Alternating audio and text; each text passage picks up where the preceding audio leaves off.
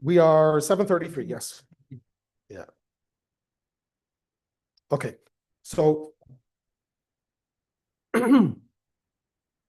last week we spoke about the tzimtzum, right? We introduced the tzimtzum, contraction.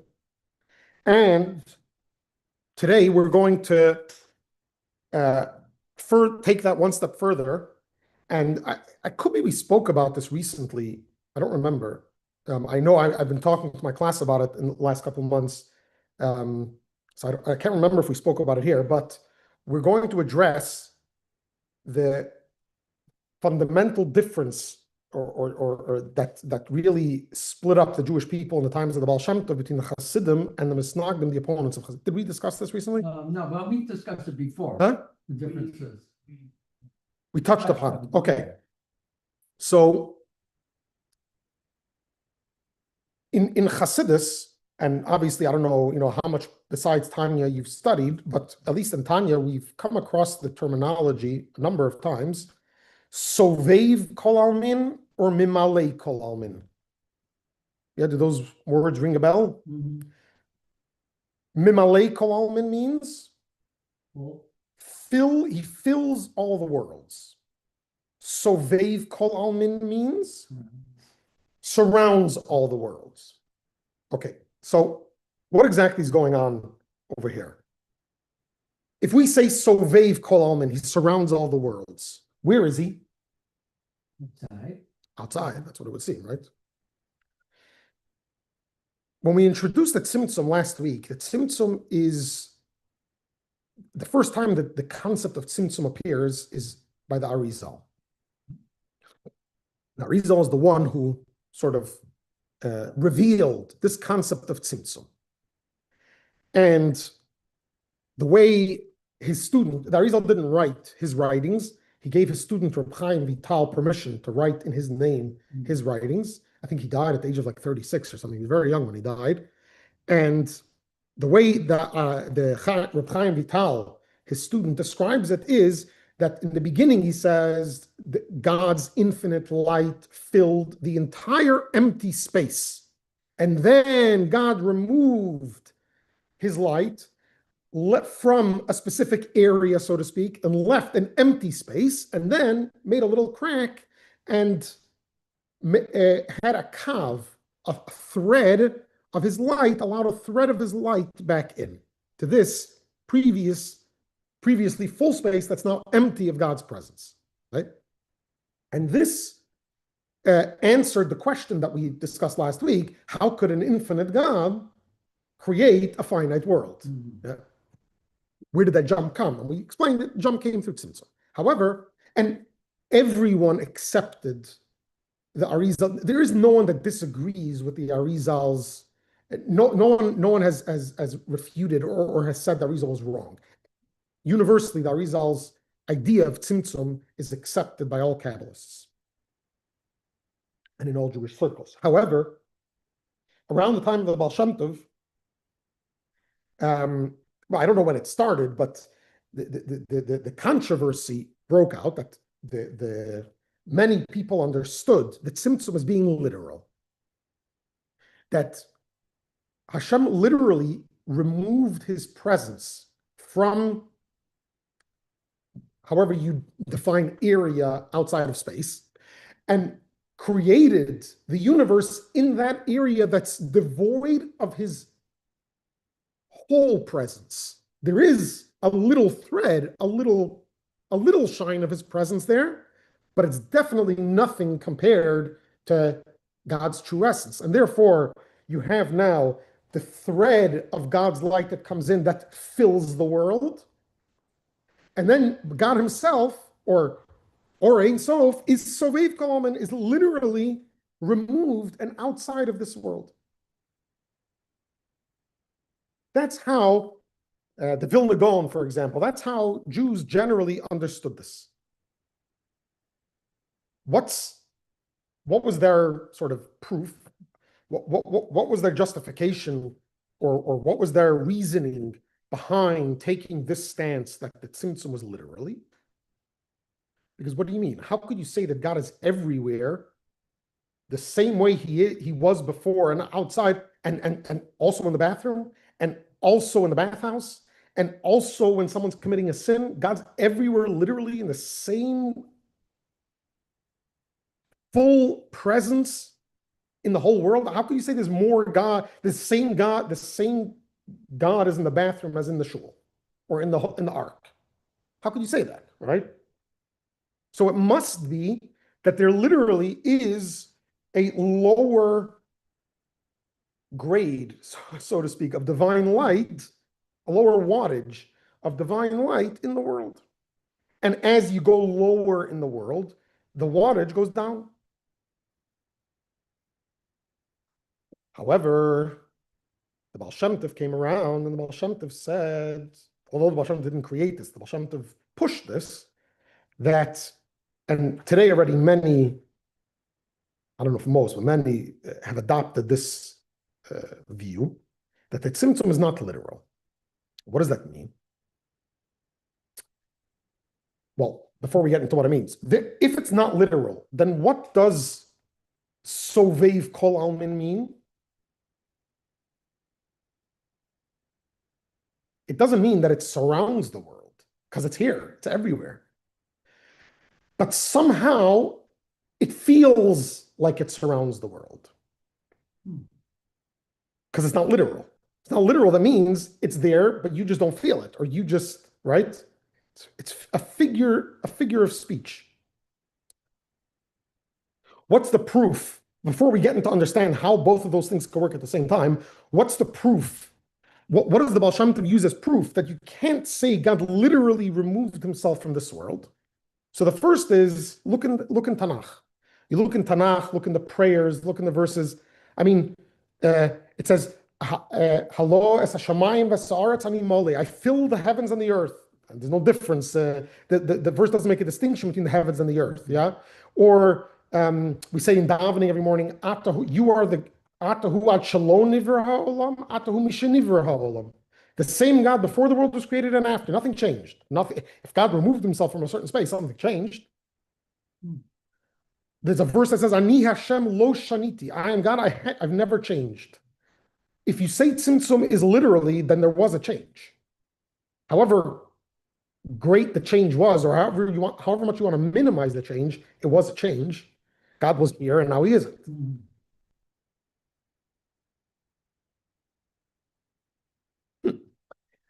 Probably a squirrel. You're saying that even if we take the stance that God is his full presence is not here, we still feel his presence, and sometimes that's even too strong for us because what are you talking? You're talking now about from the standpoint that Tzimtzum is literal or not? that it's not literal. That we're saying we get this feeling that God is around us. Well, no, 1 second. Okay, maybe I'm okay. According to the explanation that Tzimtzum is not literal, there still is Mimalei Kol Almin and Sovev Kol Almin. It still is. Okay. Yeah.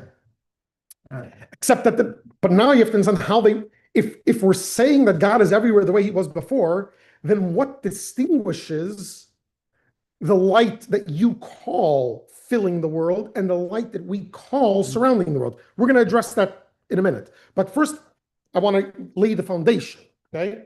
The foundation is that according to this opinion, according to the first opinion that Tzimtzum is literal, it's very simple. Mimalei Kol Almin is the light, the little light that God allows to come into the world. Sovev Kol Almin is the light that stays out beyond the world that we can't see and grasp. But according to the Baal Shem Tov, what would be the difference between Mimalei Kol Almin and Sovev Kol Almin? Okay? That we'll address in a minute. But what's pushing the Baal Shem Tov to say this? What's wrong with accepting that Tzimtzum is literal? Why did the Baal Shem Tov have to create this rift? So the first thing is the verses. You read the verses in the Torah, and it's very difficult to come to the conclusion that God was changed as a result of the creation of the world. Very difficult to say that. That's number one. Number two, logically, if you are limited or in space, you can understand how you can be removed from that space. But how can you say something spiritual is removed from the space? 2 plus 2 is 4. Is it possible that in one space in the world, 2 plus 2 wouldn't be 4? Okay, now they have black holes and things that theorizing that maybe it's not, things are a little different. But is the idea that 2 plus 2 is 4, is it possible to create a vacuum in which 2 plus 2 wouldn't be 4? So to accept that God, that created space, removed himself from where? From what he created. How's that even possible? How, right? It doesn't compute how you can literally remove yourself from a place that you created. That, and now you're saying, so what is in the space? A competing force. Now there's one God anymore. It doesn't compute to say that. How can you say there's a force outside of God, even in the bathroom, even in a concentration camp? How can you say there's a force opposing God, so to speak? And therefore, we have to say that the Tzimtzum was not literal. We'll read that, and then we'll see how the Alter Rebbe then goes on to explain, so then what's Sovev Kol Almin mean? Okay? But let's first lay down the foundation. Page 733.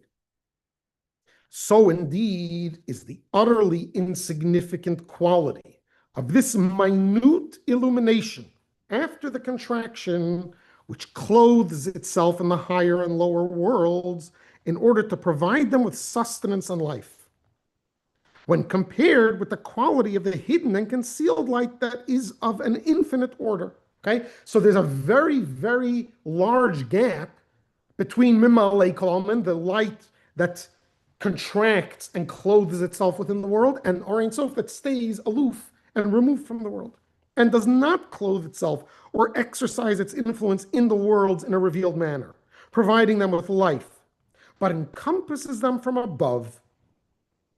In other words, it exerts its influence while remaining on its own level. And this is called Sovev Kol Almin, literally encompassing all worlds. Okay, so we introduced Tzimtzum before. Now we're saying, okay, as a result of Tzimtzum, now we have two levels. We have before the Tzimtzum, which is Sovev Kol Almin, and we have now the light that's after the Tzimtzum. That's a contracted light, Mimalei Kol Almin. However, the Alter Rebbe right away says the meaning of this, in other words, of Sovev Kol Almin, is not that it encircles and encompasses from above spatially, God forbid. For in spiritual matters, the category of space is in no way applicable. So when we say surrounding, it doesn't mean literally it's outside surrounding. God forbid.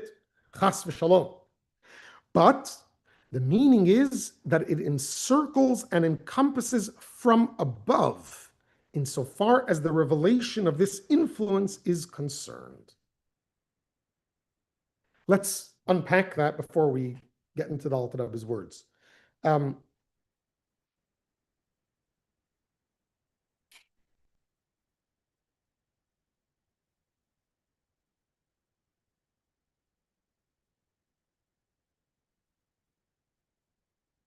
Tzimtzum is not literal, right? So then, why are we calling this higher level Sovev Kol Almin? So first we have to understand what exactly happened with the Tzimtzum, contraction. When we talk about the word contraction that we use in our lives, contraction can mean one of two things. Contraction can mean withholding. It can also mean concealing. Let's clarify that. Contraction can mean withholding. That would be an example, would be something physical. Yeah. Let's say I have $100 in my pocket, 520s. Someone comes to me for charity. I could give them the $100, or I can decide, I'm going to contract. I'm only going to give you $20. If I only give the person $20, I contracted, right? I limited the money I'm giving him, does he have any relationship with the remaining $80 in my wallet? No. There's no connection between the $20 I gave him. I could have given him the 100. I decided to withhold $80 and only give him 20.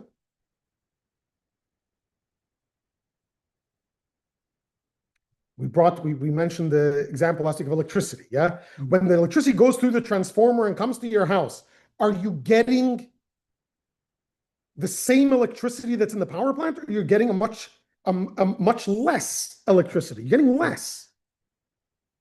Yeah, the transformer is withholding, not allowing all the electricity to go through.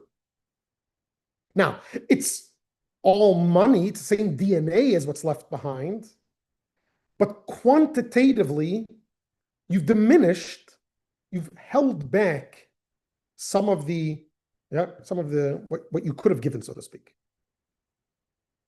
However, there is another type of contraction, and that is where you don't withhold something, you just conceal it. The common example that's given, or the Chassidus brings, is the contraction of knowledge. So when a teacher teaches the student something, and in order for the student to understand, the teacher provides the information through a metaphor, all of the information is in the metaphor.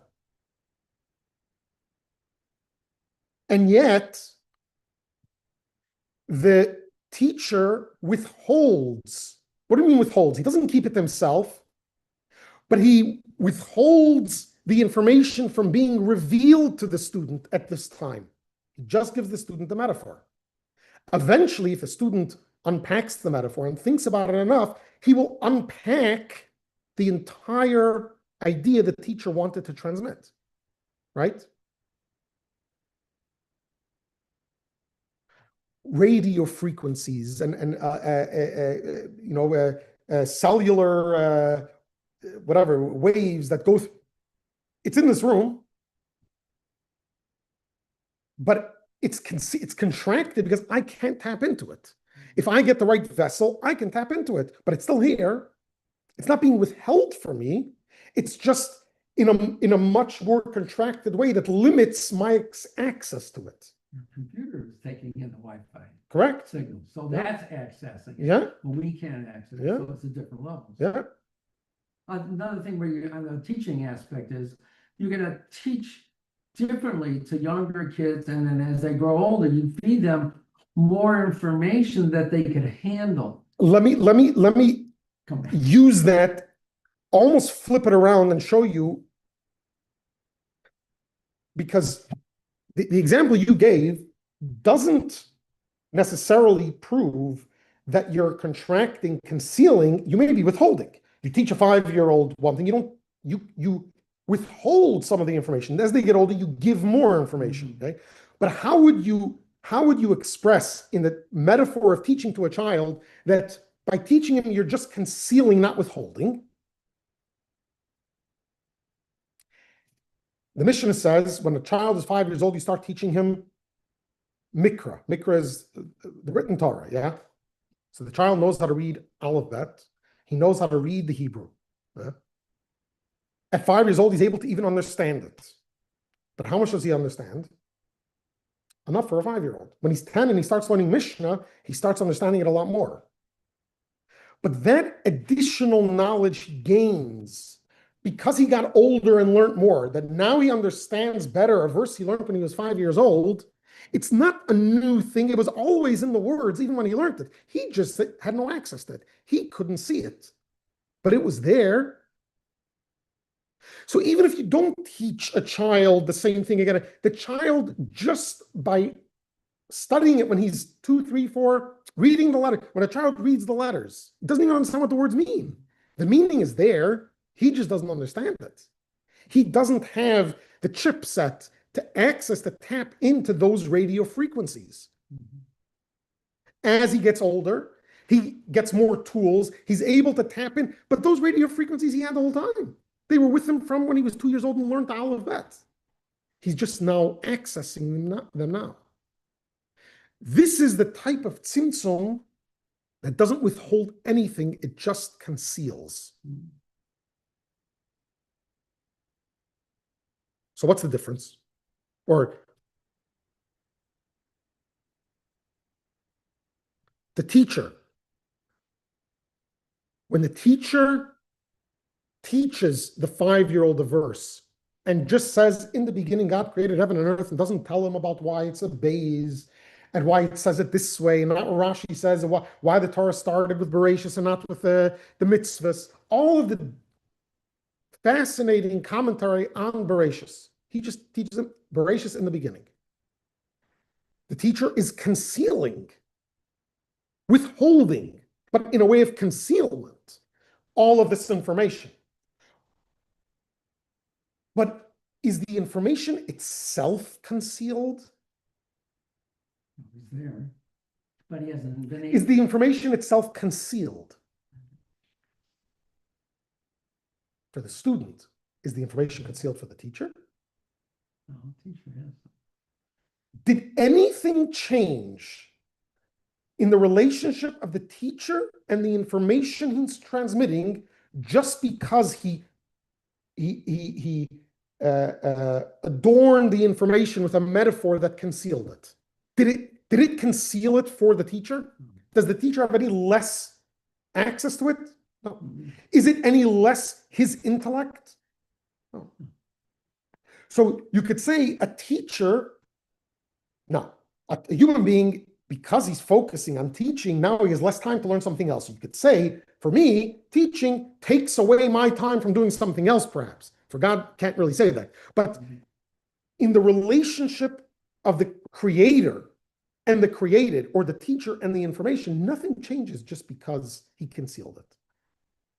So let's take this back to Tzimtzum. We said that Tzimtzum, God contracted himself from an area and only allowed a little light through. If we're going to say that Tzimtzum is not literal and God is still here, what could contraction mean? Not contraction in the way of withholding, but contraction in the way of concealing. So when we say there's an empty space devoid of God's light in the world, was it literally devoid? No. It's just that from our perception, it's empty. So Sovev Kol Almin means the level of God that we don't have access to see or internalize. But it's just as much here as Memalei Kol Almin, just as present. But it's easier for us to relate to the metaphor than to the intellect itself. It's easier for us to relate and to see the Memalei Kol Almin. We could see the divine energy that makes the tree grow. It's easier for us to see that. But it's no less godly than the light that we can see. It's just our glasses. We have different, we see things differently. But it's not that God himself is different. Does that make sense?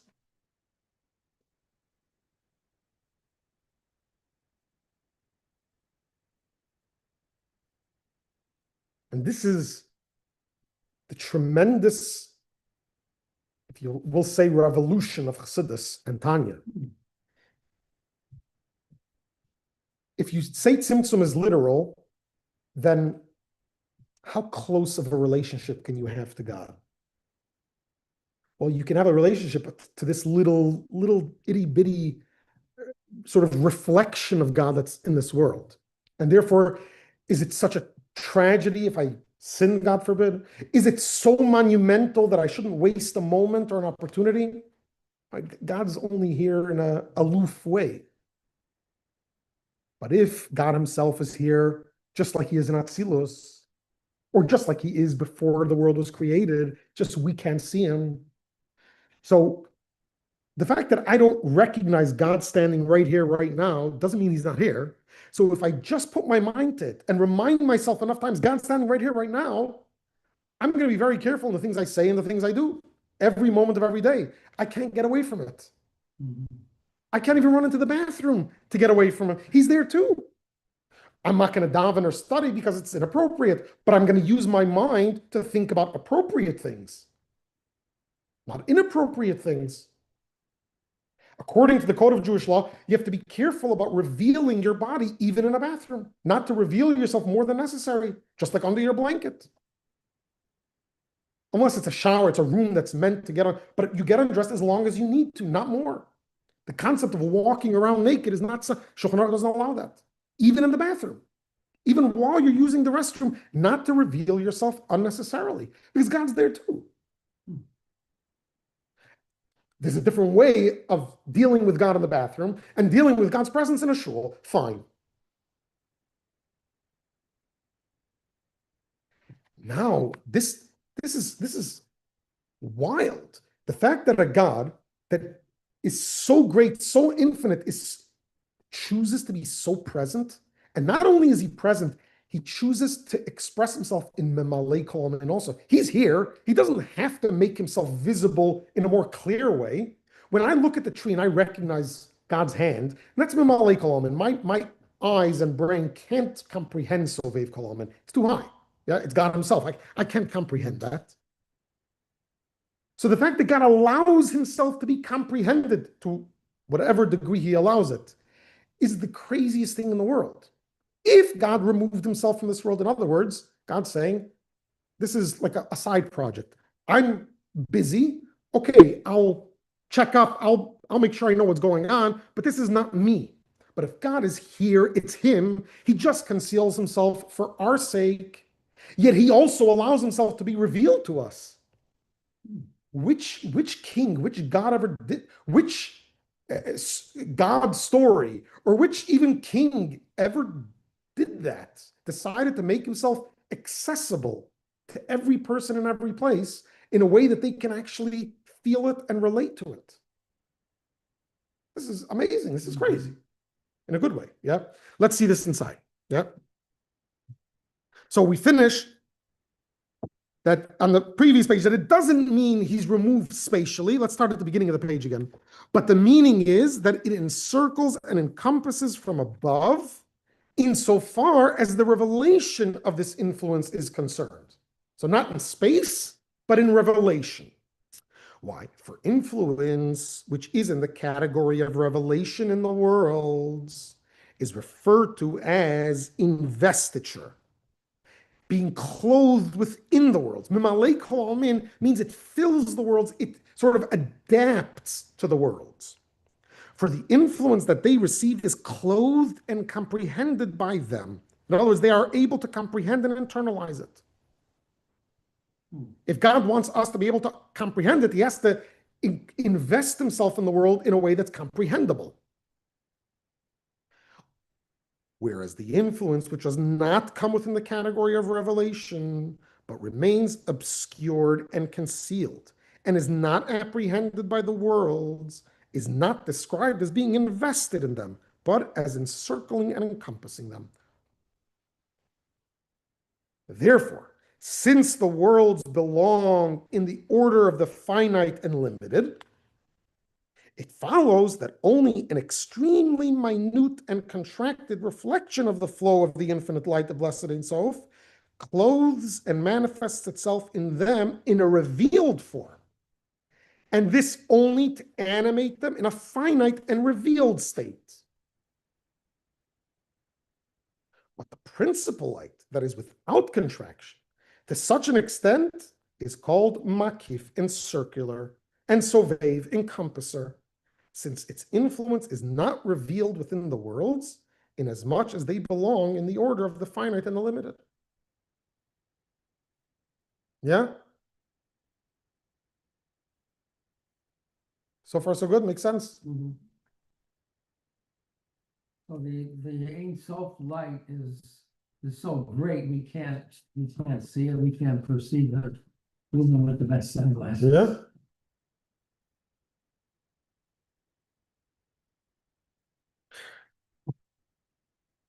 One story I know, I think I said actually both stories in the past in Tanya class, but there are two stories of two Hasidic Rebbes, not Chabad, but the Hasidic Rebbes of yesteryear.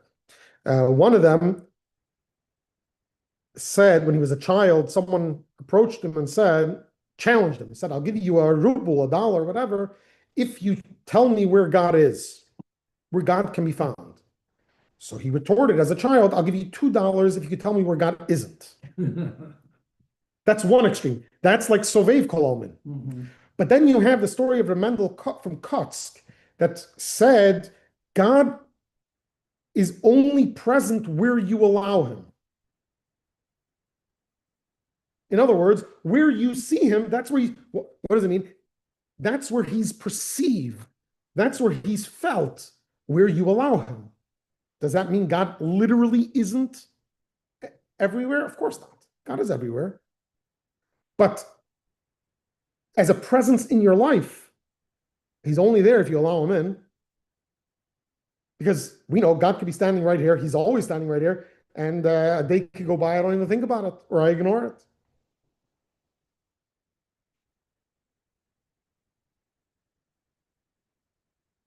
Now, as a result of this already ties into what we discussed yesterday in class.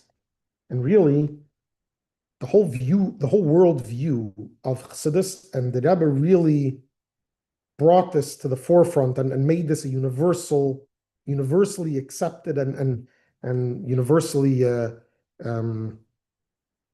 followed principle.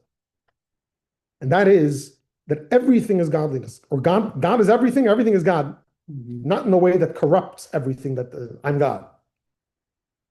By Abraham, what does it say? It says, Vayikra Sham, Abraham called there, B'Shem Hashem, in the name of God, Kel Olam. What does Kel Olam mean? God world. What should it have said grammatically to make sense? Vayikra Sham, B'Shem Hashem, Abraham called there, Kel HaOlam, God of the world. So Chassidus explains that Abraham took away that divide. Until Abraham, God was God of the world. There's the world. God created the world, but God isn't necessarily in the world. Abraham took away that divide. Abraham showed how God is part of the world as much as before the world was created. God is here just as much as before. There's no distinction between the two. It doesn't mean that this is God and you worship the table, because if God's on the table, then that's God. But it's not separate from God. It's all in God's imagination. Just like you can have a scene, you can make up a story in your head. All of those characters are all in your head. And really, if the Torah wouldn't say in the beginning God created heaven and earth, there would be no proof that we're not just part of God's imagination. How do we know we exist? Because the Torah says we exist. Otherwise, we don't have proof that we exist. We could all just be playing in God's imagination.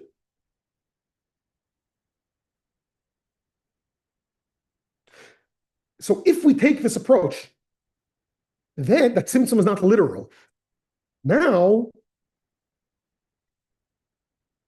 feeding off what we discussed yesterday, now there's never a reason to feel alone. There's never a reason to feel insecure or unsure. What do you mean? God's right here. Think about it. I'm in the driver's seat and God's in the driver's seat. Do I have anything to worry about? Think about when you were a child. When you were a child, if your parent was in the driver's seat, you trusted nothing would happen. If, God forbid, you were in a car accident, now your trust level goes down, because now you're not 100% sure. You're only 99% sure. The difference between God and my parent is, my parent, I can't be 100% sure if they didn't drive too tired or distracted. But because God is all powerful and all good, even if I get into an accident with God, so to speak, I know that was deliberate. It wasn't an accident. So I have no reason to ever worry. Worrying that won't change anything. But that can only be the case if God is literally here like before. If God is only here a little bit, maybe he's napping now, or maybe he's not thinking about me right this moment. But if he's thinking about me right this moment, then no matter what I do, 24/7 can be done in God's presence for a divine purpose. In the story of Rabbi Akiva, right? How did Rabbi Akiva die? You know how he died? They wrapped him up in a Torah. No. No, that's one of the other rabbis. Yes. He's one of the 10 martyrs, Yeah. and it says they took like a metal rake, so to speak, and they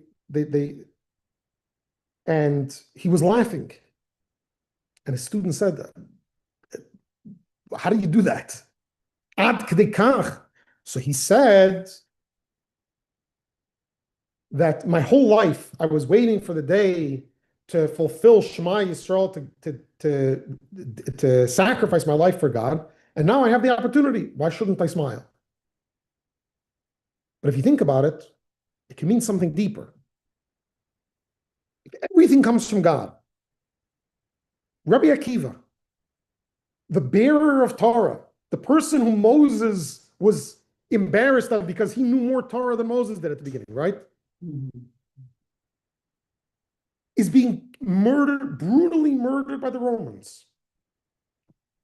And Rabbi Akiva is smiling. In other words, he's comfortable that this is what's supposed, that God is here. This is his best. How can you do that? How can you say this is the best? How can you say this is from God?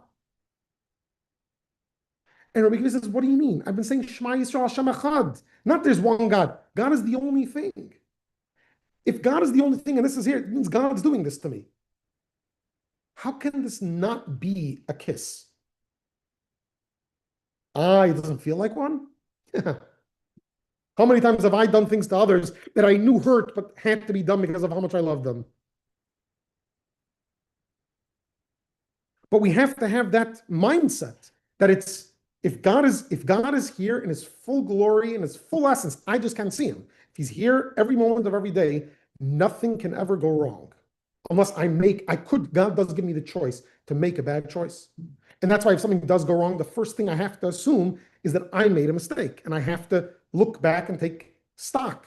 And if I take stock and I did nothing wrong, and I go to my rabbi and I lay everything on it, I did nothing wrong, then maybe God's trying to purify me that I shouldn't have to be punished for anything I did in the past in the world to come. I want to make the point, perhaps next week by the class, that this is all intellectually, okay? I don't want people to get the feeling that when you come to a Shiva house, you should start preaching that this wasn't bad. Or when you go to a hospital to visit someone, start speaking about how God is really hugging and kissing you because, God forbid, you have a terminal disease. We just had this in the Torah a few weeks ago, that what happened when Aaron lost his two sons on the greatest day of his life. It says, Vayidon, he was quiet. And Moses says, I thought God was speaking about how great we were. Moses saw Aaron be quiet, and he couldn't believe Aaron was capable of that. And Aaron was rewarded. Right afterwards, as God spoke to Aaron. Before, when it says God spoke to Aaron, it says God spoke to Moses and to Aaron. Here, God spoke to Aaron himself because he was quiet. He didn't say anything. Does that mean he was happy? Does that mean like Rabbi Akiva was smiling and said this is a good thing? No. But because he knew it inside, he was able to be quiet and not say anything. That's the most we can expect from someone. And that's a tall order to expect.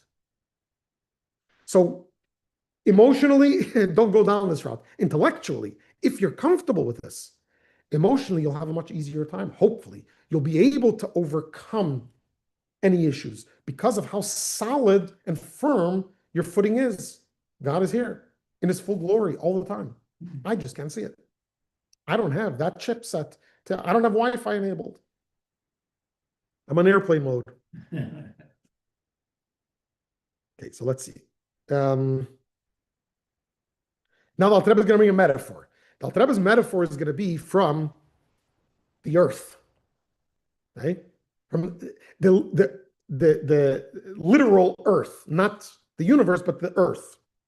To illustrate this point, consider this material world.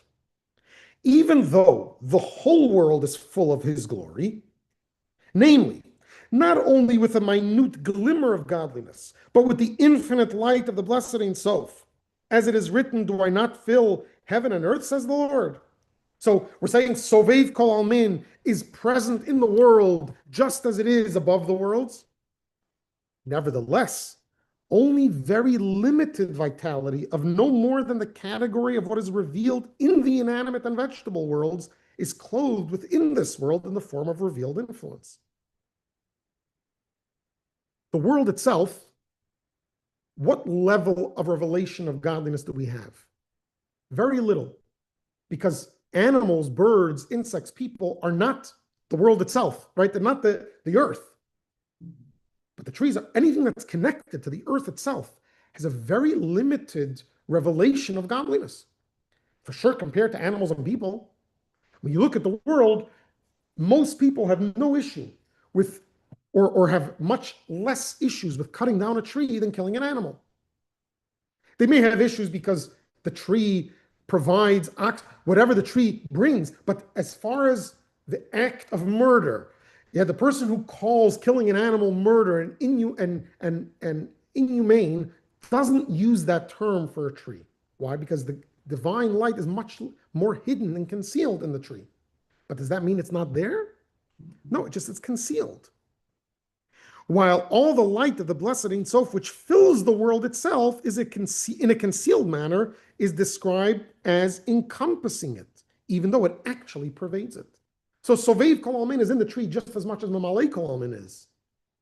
But what we see is only the little bit that God allowed us to see, allowed to break through even our thick glasses. Since its influence is no more revealed in it than it is revealed within the inanimate and vegetable worlds, but affects it in a hidden and concealed manner.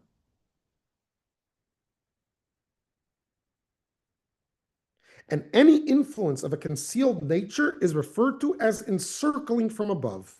For Alma de Itkasia, which means the hidden world, the world that's covered over, is on a higher plane than Alma de Itgalia, the revealed world. Okay, next week the Alter Rebbe is going to bring this even closer to us to help us understand it. But the point is that in a revealed world,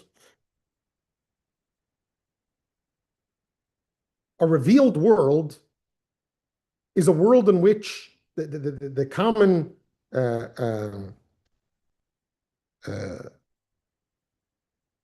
example that's used to the friendship between a revealed world and a concealed world is the world of the land animals and sea animals. Land animals lived in a revealed world, right?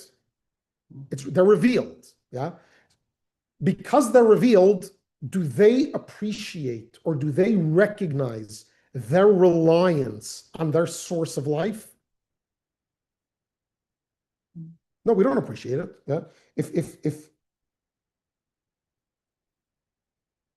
the first time someone realized that you can't go anywhere in the universe was the first time someone tried going there, right?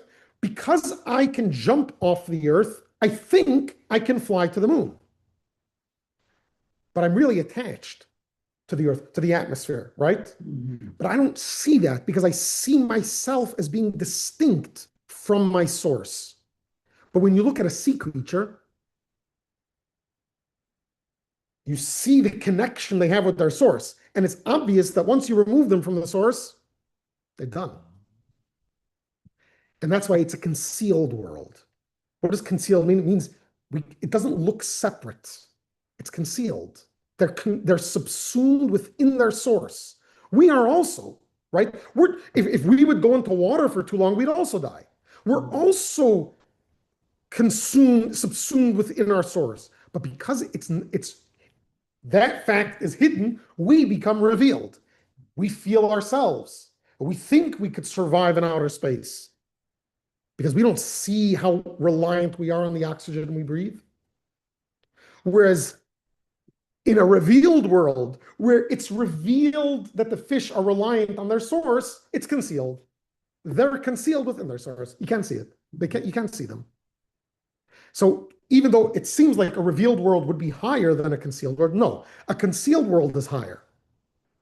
Because what makes it higher is that the creation is concealed. And therefore, all you see is the source. All you see is water. When the creation is revealed, now we're lower because now the source is concealed, is not as visible.